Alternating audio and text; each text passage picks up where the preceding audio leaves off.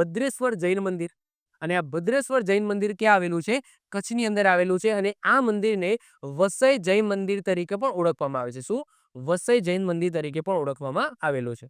ક્યાં આવેલું છે? કચ્છના ભદ્રેશ્વરમાં જોવા મળશે. કેવું દેખાય છે? આવું દેખાય છે. આ બહારથી વ્યૂ છે, આ ફ્રન્ટ વ્યૂ છે. ક્લિયર? સરસ મજાનું મંદિર જોવા મળશે. અહીં ભગવાન મહાવીર સ્વામીના મંદિર ઉપરાંત 52 કેટલા જૈન દેરાસરો આવેલા છે આખા એરિયાની અંદર, આખા પ્રાંગણની અંદર? 52 જૈન દેરાસરો આવેલા છે.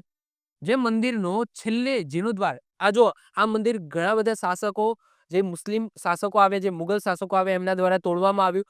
ઘણા રાજાઓ દ્વારા, જે રાજપૂત રાજાઓ છે એમના દ્વારા જીર્ણોદ્વાર કરવામાં આવ્યો. પરંતુ જે છેલ્લે જીર્ણોદ્વાર છે એ કોને કરાવેલો છે? શેઠ જગડુશાહે. ક્લિયર? તો છેલ્લે જીર્ણોદ્વાર છે, અત્યારે જે તમે મંદિર જોઈ રહ્યા છો, એ કોને આભારી છે? તો શેઠ જગડુશાહને આભારી છે. મંદિર તેના સ્થાપત્ય, સુંદર આરસ મૂર્તિઓ અને જટિલ કોતરણી માટે નોંધપાત્ર છે. આ મંદિર માઉન્ટ આબુની અંદર જે દિલવાડાના જે મંદિરો આવેલા છે, દિલવાડાના જે જૈન દેરાસરો આવેલા છે, એને મળતા આવતા છે. એટલે કે એનું જે સ્ટ્રક્ચર છે એ જૈન દેરાસરનો જે છે, જે દિલવાડાના દેરામાં જે જૈન દેરાસરનો છે એને મળતું આવે છે. મુખ્ય મંદિરમાં 3 થાંભલાવાળા ગુંબજ છે, તમે જોઈ શકો છો. ઓકે, 3 થાંભલાવાળા તમને 3 ગુંબજ જોવા મળશે.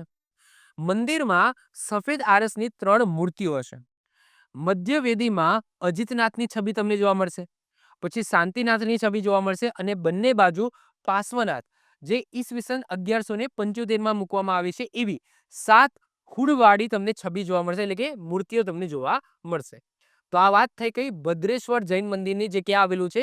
કચ્છની અંદર આવેલું છે. આવી જ રીતના ઓછા સમયની અંદર મહત્વપૂર્ણ નોલેજ મેળવવા માટે અને મને સપોર્ટ કરવા માટે આજે જ આપણી યુટ્યુબ ચેનલ ટીચિંગ કિશન ક્લિપને સબસ્ક્રાઇબ કરો.